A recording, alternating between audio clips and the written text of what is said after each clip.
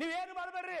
ಇವತ್ತು ಹೇಳ್ತೀನಿ, ಗೃಹ ಮಂತ್ರಿಗಳ ತಮಗೆ ಹೇಳ್ತೀನಿ, ನೀವು ಒಂದು ವೇಳೆ ಏನಾರ ಸರಿ ಬಂದ್ ಮಾಡಿದ್ರಿ ಅಂದ್ರ ಈ ರಾಜ್ಯದೊಳಗ ನಮ್ಮ ಕಡೆ ಜನ ಜಗಲಿ ಮೇಲೆ ನಿಮ್ ಫೋಟೋ ಇಟ್ಟು ಪೂಜಾ ಮಾಡ್ತಾರೆ. ನಿಮ್ ಫೋಟೋ ಇಟ್ಟು ಅಧ್ಯಕ್ಷರೇ ಬಂದ್ ಮಾಡಿ ನೋಡ್ರಿ. ನೀವು ಗೃಹಲಕ್ಷ್ಮಿ ಕೊಡೋದು ಬಂದ್ ಮಾಡ್ರಿ.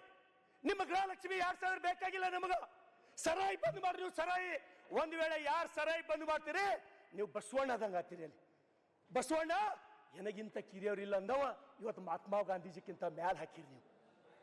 ನಾನು ಇಷ್ಟೇ ಹೇಳೋದು, ನಿಮಗೆ ಅವಕಾಶ ಅದ, ನಿಮ್ಮ ಸರ್ಕಾರದ ಇವತ್ತು ಜನ ಫಡಾಸಿ ಸಾಯ್ಲತ್ತಾರ, ಪ್ರತಿಯೊಂದು ಮನೆ ಕುಡು ಸಾಯ್ಲತ್ತಾರ, ಕ್ಯಾನ್ಸರ್ ಆಲತ್ತದ, ಕಳ್ಳ ಫೇಲ್ ಆಲತ್ತದ.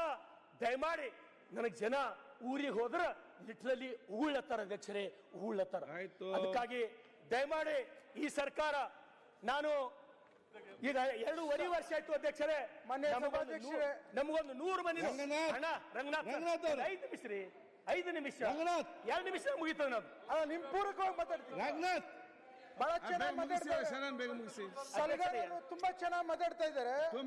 ನಿಮ್ ಪೂರಕವಾಗಿ ಮಾತಾಡ್ತಿದ್ದೀವಿ.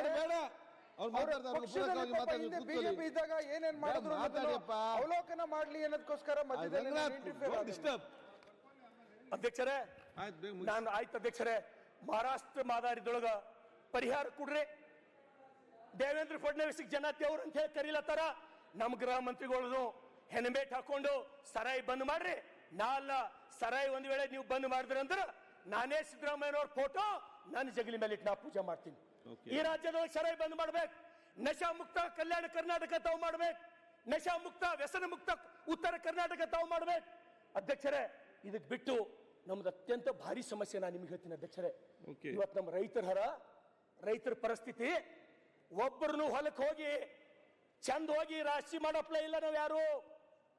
ಒಂದು ಸಲ ಬಂದು ನಿಮ್ಗೆ ಹಾದಿಗಳನ್ನ ತೋರಿಸ್ತೀನಿ, ಒಂದು ಸಲ ನೀವು ಹಾದಿಗಳು ನೋಡ್ರಿ, ಒಂದು ಸಲ ಹಾದಿ ನೀವು ನಡ್ಕೋತ ಹೋರಿ, 10 ಸಲ ಬೀಳ್ತೀರಿ ನೀವು. ನಾ ಆಕ್ಚುಲಿ ಕಬಡ್ಡಿ ಪ್ಲೇಯರ್ ಅಧ್ಯಕ್ಷರೇ. ನನಗೆ ಹೋಗ್ಲಿಕ್ಕಾಗಲ್ಲ. ನಿಮ್ಮ ಜಿಲ್ಲಾಧಿಕಾರಿಗಳು ತಹಸೀಲ್ದಾರ್ಗಳು ಏನ್ ಮಾಡ್ಲತ್ತಾರ, ಅವ್ರ ಕೆಲಸ ಏನು? ಬರೀ AC ರೂಮ್ನ ಕೂಡೋದೇ ಅವ್ರ ಕೆಲಸನ? ಸಲ ಹೋಗಿ ಜಿಲ್ಲಾಧಿಕಾರಿಗಳು ರೈತರ ಹಾದಿ ಮಾಡ್ಕೊಟ್ಟಾರ? ತಹಸೀಲ್ದಾರ್ಗಳು ಹೋಗಿ ರೈತರ ಹಾದಿ ಸಮಸ್ಯೆ ಬಗೆಹರಿಸ್ಕೊಟ್ರ ಅಂತ ಹೇಳಿ ನಮ್ಗೆ ಹೇಳ್ರಿ ನೋಡಮ್ಮ ಅಧ್ಯಕ್ಷರೇ.